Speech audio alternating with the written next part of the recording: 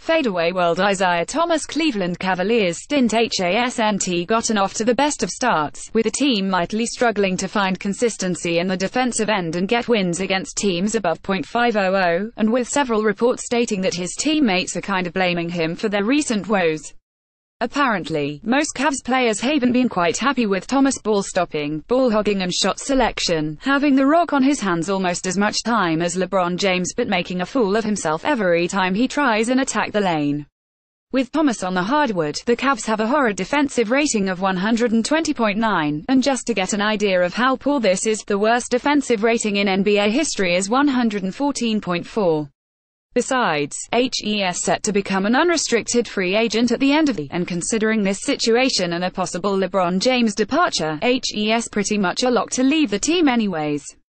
The Cavs have struggled in the defensive end of the hardwood all along, and it's not just Thomas' fault, although his averages of 15.3 points and 3.9 dimes on 39% shooting and 27% from 3 are nothing to brag about. Anyways, trading him might as well be the best choice for everyone. They are 7-13 in the last 20 games and 4-6 in the last 10. It's obvious that Cleveland's struggling with Isaiah Thomas on the court, and maybe it's time to react until it's too late. Today, we're going to talk about the 5 best trade destinations for him. 5. Memphis Grizzlies. The Memphis Grizzlies have finally entered tank now mode, and with Mike Conley set to miss the rest of the with an Achilles injury, they should also part ways with Tyreke Evans, who's been on a roll since the began.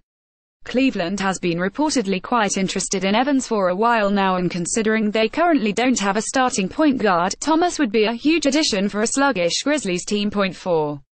Sacramento Kings. To Sacramento Kings didn't stand a chance when they begun, and things haven't changed a bit so far, but they still have a couple of productive veterans in George Hill and Zach Randolph that should be on their way out.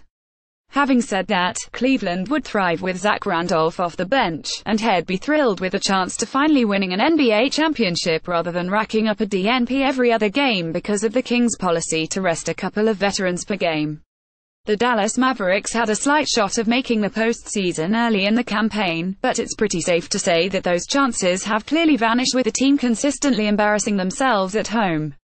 Isaiah Thomas would be a great fit next to Dennis Smith Jr., as the rookie's quite athletic but hasn't had much of a shooting stroke, so the Cavs could pursue Wesley Matthews as a very good 3-and-D asset, while also helping Dallas offload Nerlens Noel's deal and who knows, maybe even resign him as a low-risk, high-reward pickup. 2.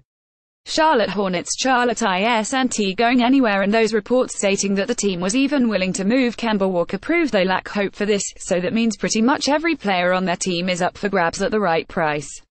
Also, the team has been trying to move Nicholas Batum for a while now, and even though HES having a very bad following an elbow injury, HES still a very complete and smart player that could help a contending team like the Cavs.